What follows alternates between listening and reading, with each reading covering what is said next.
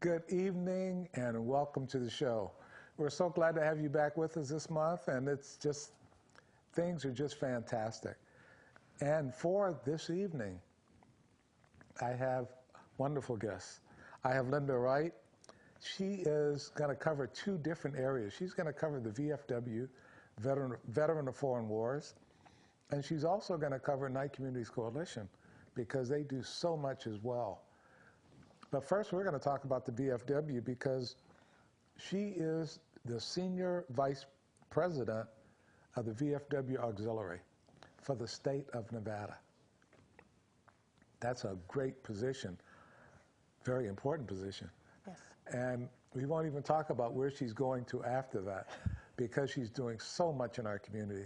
And we're going to be talking about all of those things this evening. So Linda, welcome to the show. Thank you for having me. We are so glad to have you because when we talk about the VFW is involved in a lot of things. Yes, we are. We do so much in the community, and a lot of people don't know what we do. That's right. And that's why I'm here to let everybody know. Okay, so let's talk about that. One of the things we do is our memorial services for our veterans. We not only do them at Chief Dacopa Cemetery, but we also do them at the post on Veterans Day and Memorial Day. We do them both times. Now, who's invited to these? The public is invited. The public's invited. And How do you get the word out? We put it out in the newspaper. We put it on Facebook, and word of mouth. Okay. And what kind of attendance do you get? We usually get a lot. Okay. And our Veterans Day ceremony is always the 11th day, the 11th hour of November. Why is that? It happens to be a day that I don't know the whole thing. Okay. Well, let me explain. It's 11/11/11, and the VFW is we all veterans know that. I guess everybody in the community knows that at 11 o'clock on the 11th month, the 11th day, The 11th that's hour. why it's 11/11/11, that's when the war ended. That's right, the war ended. World War I ended at that time. And for that reason, that's something we like to remember. And the VFW is prominent for always doing that. So we know on November 11th at 11 a.m., we need to be at the VFW post because they're going to have a program at that time. That's right. Yeah. And I wanted everybody else to know. I know we Right. knew that. But And we invite the public. We invite everybody, veterans, military people, and and their families to come and help us honor our veterans at that time. so you've already got a standing invitation. So next November 11th at 11 a.m. Please come. Be at the VFW post. And after the service, they always have something else. They have hot dogs. They have a lot of gatherings there. And they do so much more than just that service. Right. There are many things that go on. Right. At the We post. do the third Friday of every September, we honor our POWs and MIAs in a special ceremony. And we usually have that around 4 or 5 o'clock in the afternoon. What is that called? It's called POW MIA ceremony, and we talk about the missing man table. Okay. And it's about, we have a table that is set up for all of the veterans or soldiers that are military that are missing in action and have not come home from the wars. Okay. And so there is always a place set for them so that they're never forgotten. Is there anything else you can describe about that table? It's set up as a permanent spot at the VFW. It's it's a complete table setting, place setting, and a chair, and the light never goes out. Okay.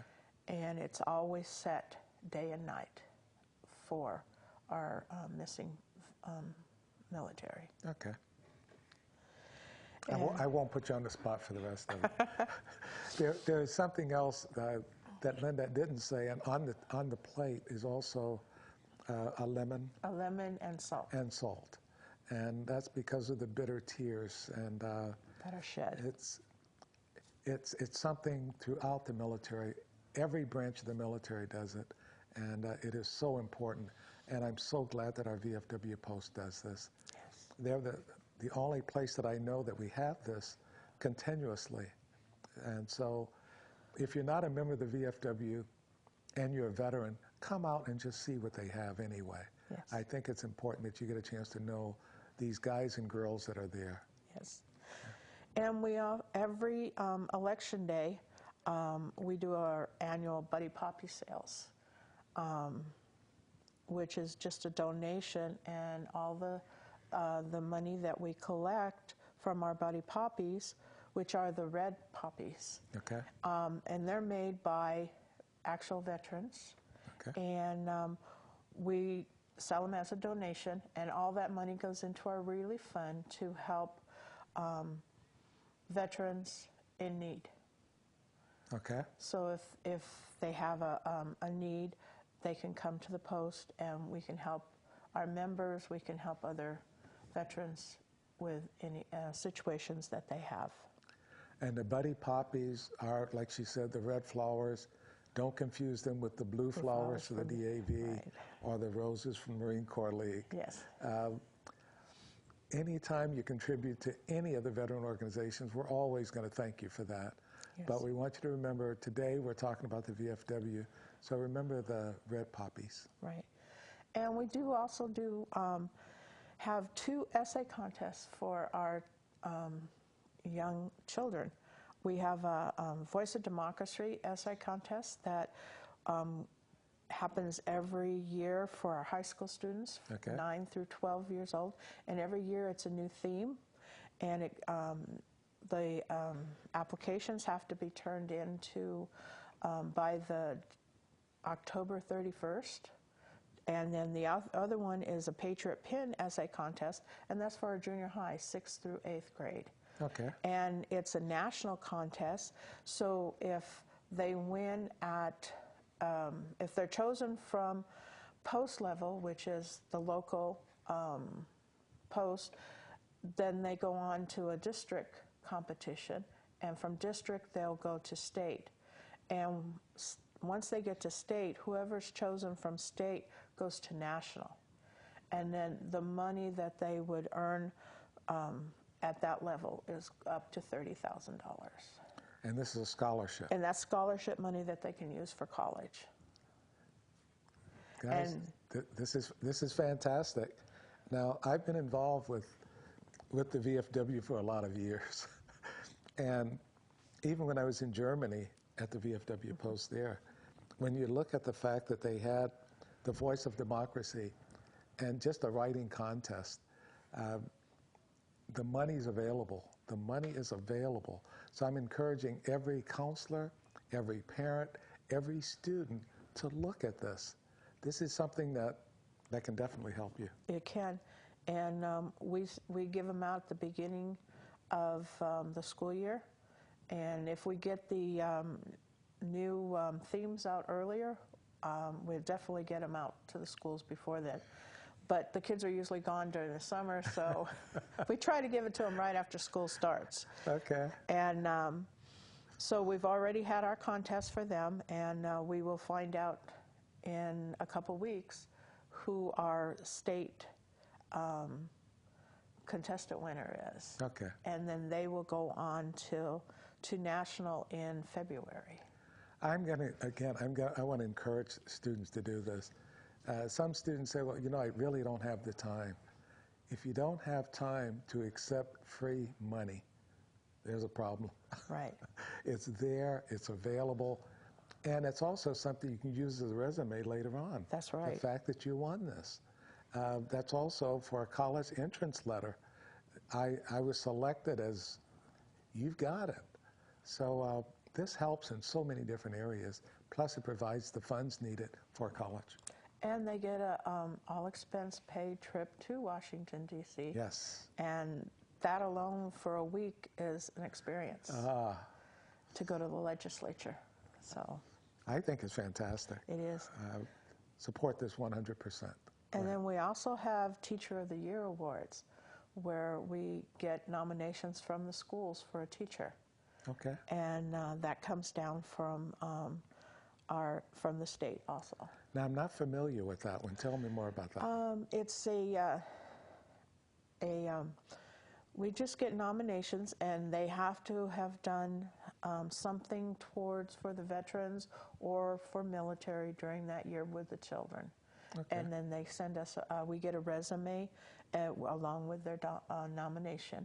And then we choose an elementary, a junior high, and a high school. And then from our post, and then we'll send it in to state.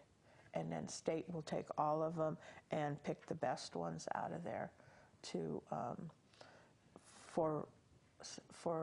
get the awards. Okay. Now, when you say they have to have done something for veterans, something like what? In the classroom, like teaching them, Okay. or like teaching them the flag etiquette, something like that. That has to do with military or veterans or something.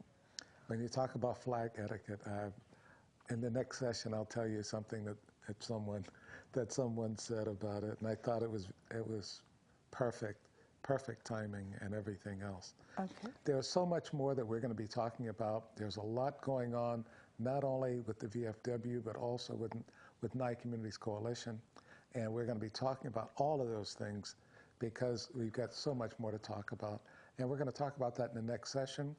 But we want to put your phone number up just in case people want to contact you and find out more information.